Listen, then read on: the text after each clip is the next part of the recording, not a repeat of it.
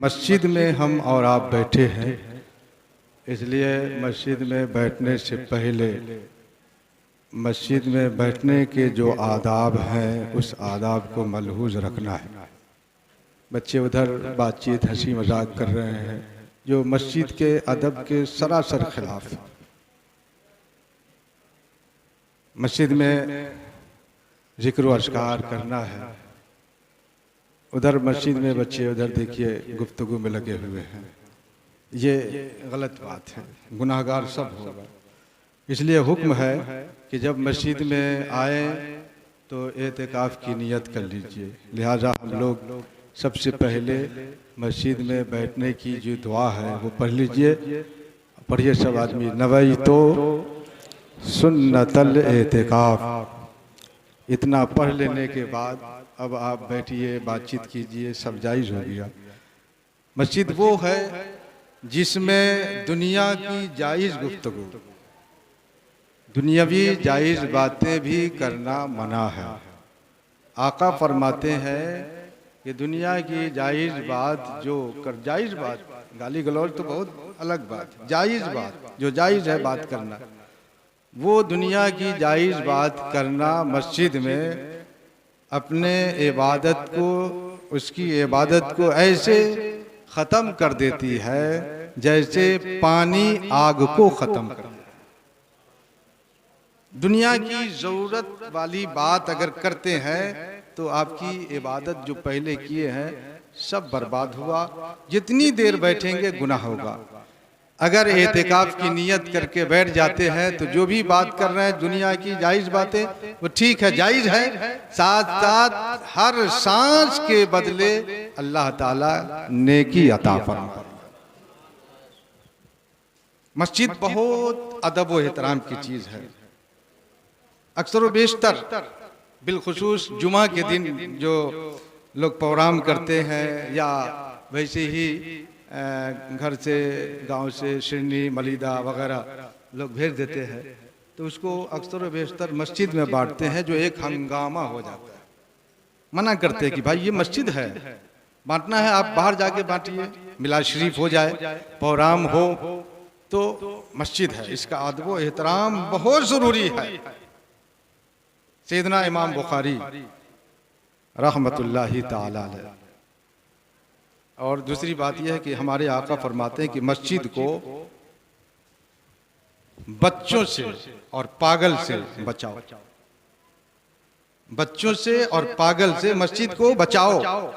पागल नहीं जानता है कि ये मस्जिद क्या है, उसी तरह बच्चे को मालूम नहीं है कि ये मस्जिद क्या है, वो खेलेंगे कूदेंगे फुटबॉल की तरह, मैदान की तरह यहाँ दौड़ेंगे। इसलिए बच्चे को और पागल को मस्जिद में नहीं आने देना। मस्जिद का अदब व एहतराम देखिए। सैयदना इमाम बुखारी रहमतुल्लाहि ताला अलैह मस्जिद में इबादत में मसरूफ थे। एक शख्स आया, वो भी नमाज पढ़ा, तो कभी कभी होता है कि दाढ़ी में तिनका वगैरह फंस जाता। तो एक दाढ़ी में तिनका था, वो बार बार उसको देख रहा था और फिर इख्तितामे नमाज पर उसने अपने दाढ़ी के तिनके को निकाला, झाड़ा और मस्जिद के फर्श पे रख दिया। नमाज से फारिग हुआ हजरत इमाम बुखारी रहमतुल्लाहि ताला अलैह ने बुलाया, फरमाया कि बताओ तुम्हारी दाढ़ी का ये बाल बेहतर है या ये मस्जिद का फर्श बेहतर है। वह शख्स थोड़ा हैरत में पड़ गया कि ये सवाल काहे कर रहे हैं।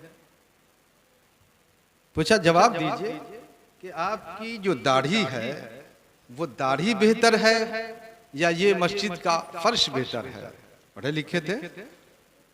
कहा कि हुजूर, कहाँ ये मेरी दाढ़ी, कहाँ ये अल्लाह का घर, ये तो मस्जिद हमारी दाढ़ी से 1000 गुना बेहतर है, इसकी फजीलत है, मर्तबा है।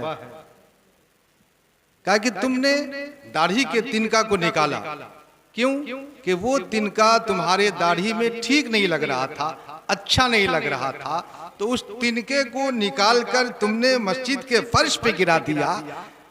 तो गोया तुम्हारी दाढ़ी से ये माजल्ला कमतर है मस्जिद, तुमने मस्जिद के एहतराम को पामाल कर दिया, गुनाहगार हो गए।